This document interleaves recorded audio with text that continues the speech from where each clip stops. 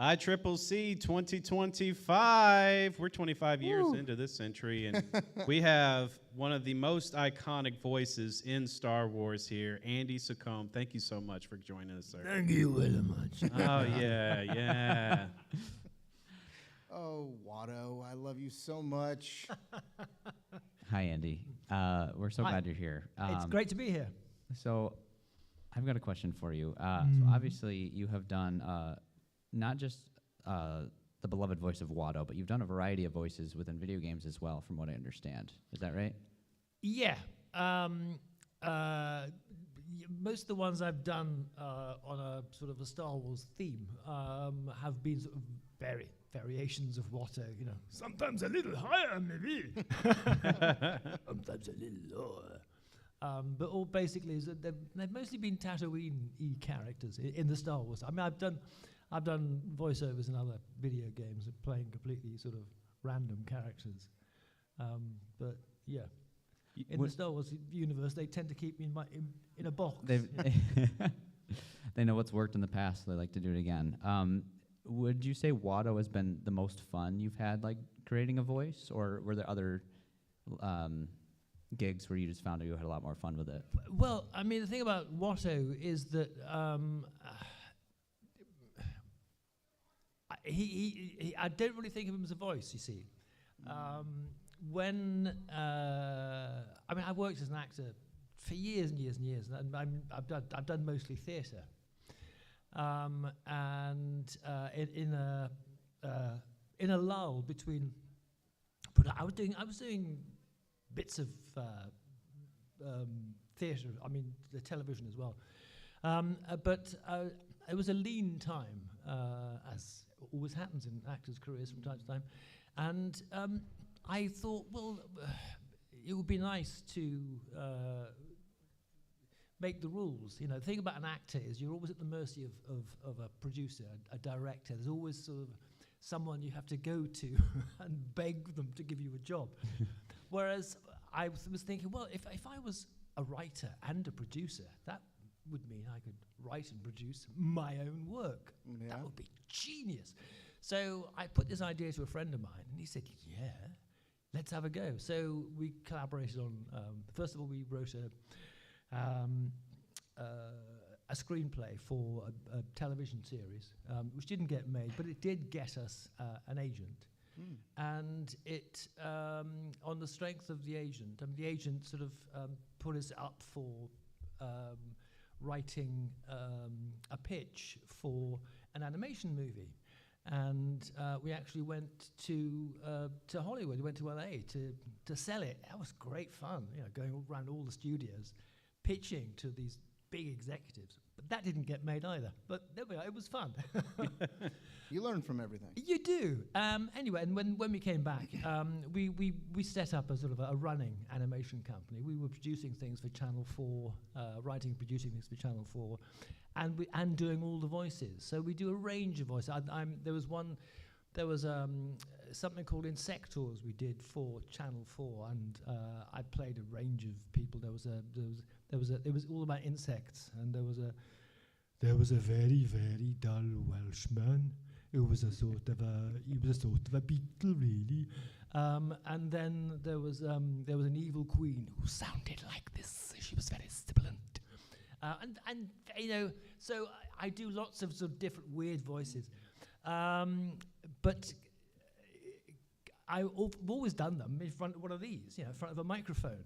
Whereas the idea of doing a voice for Watto didn't really come into it. I didn't think of it. I thought of him as a character because I was there on set with the other actors. As far as I was concerned, I'm just acting this character. Yeah.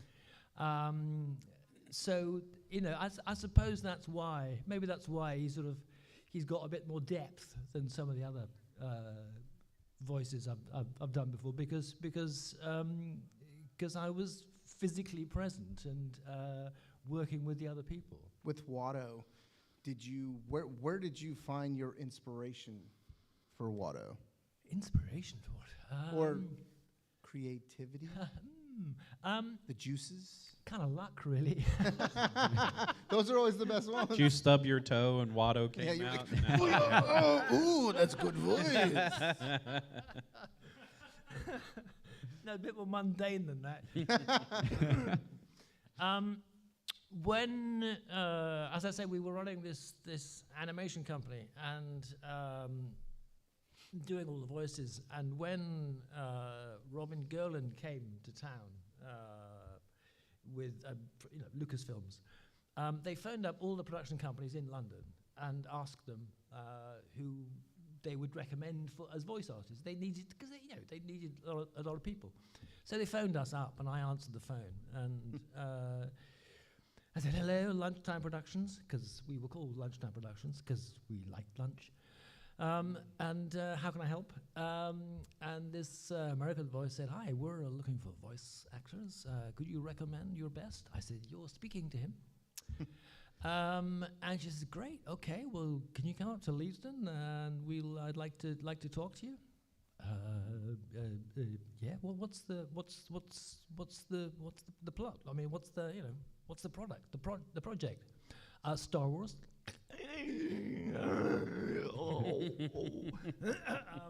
And dropped the phone. And so I ended up at Leeds Studios with Robin, and she showed me this incomplete, just a little line drawing of this character, which was basically, it was a profile of a big belly and a big nose and tusks.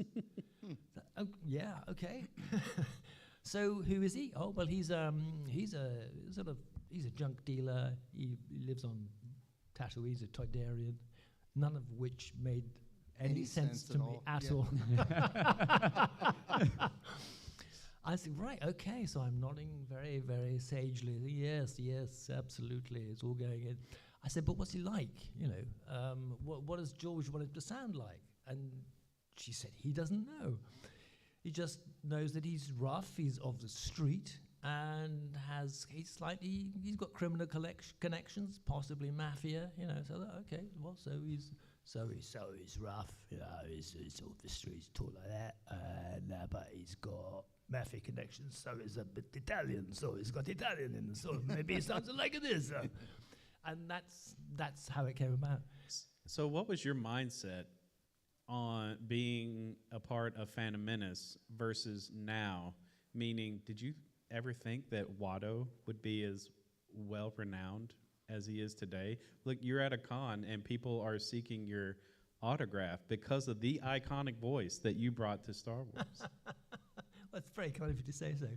I had no idea. No, I had no idea. I mean, it was.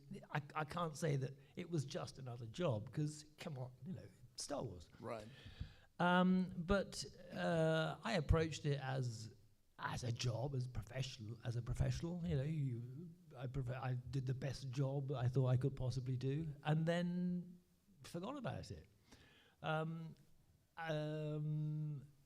I had no idea that it would sort of live so long. I mean, this is 20 years later. Yeah. Yes. It was.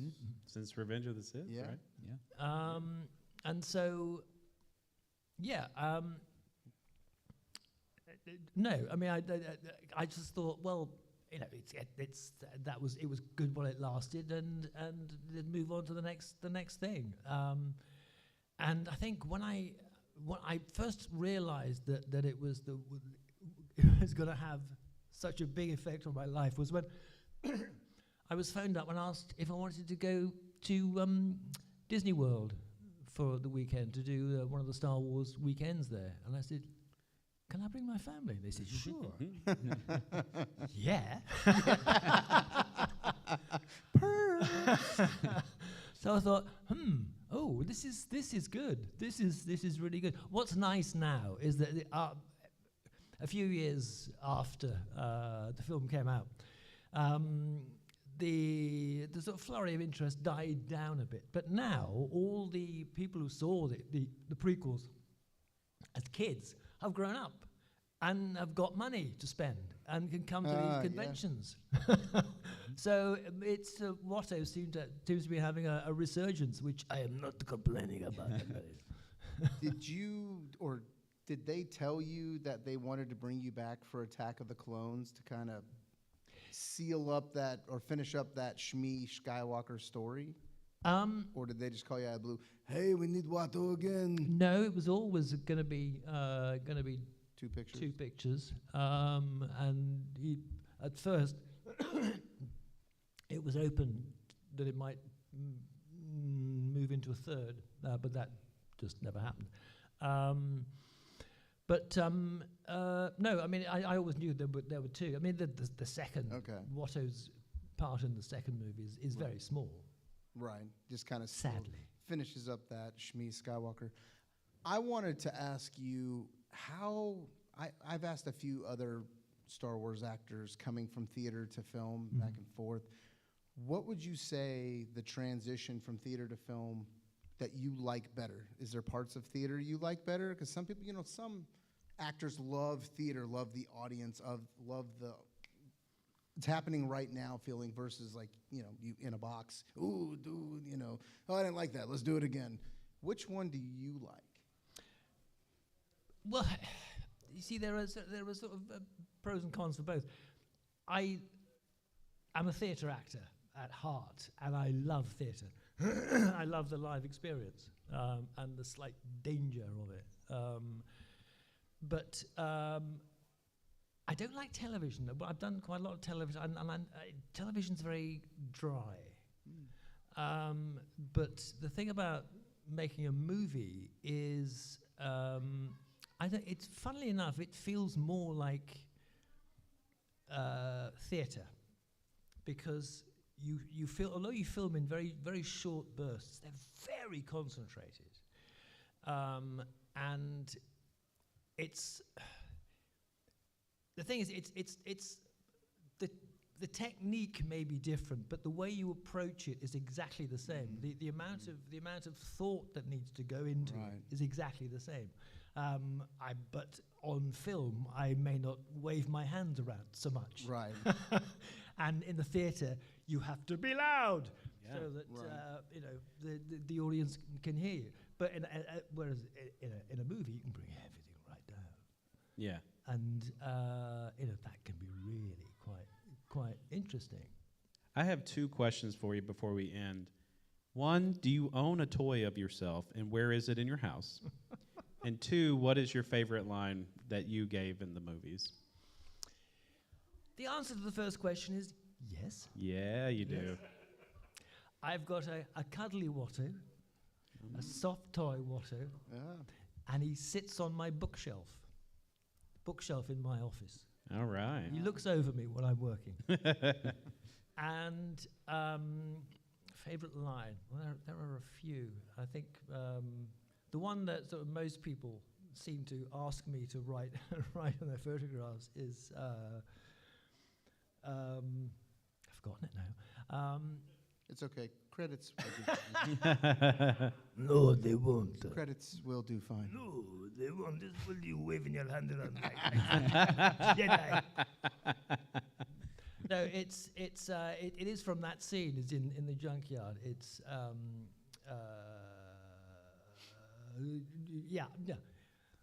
Republic credits are no good idea. I need something more. Yeah. No money, no parts, no deal. Well, there you go. That's awesome. Thank you so much, Andy, for joining us on this stage. Everybody out there, ICCC 2025, come down. Still tickets available. We have a big show out there. He's got a booth. Go see him on the show floor. He'll sign autographs, take pictures. I don't bite. And he doesn't take Much. Republic credits, so bring cash. Yeah, the green stuff if you got it. $1 bills, But yeah, thank you so much. Andy Secombe, ICCC 2025. Come down, see him. Great guy. Thank you so much, sir. Thank you. See you on the floor.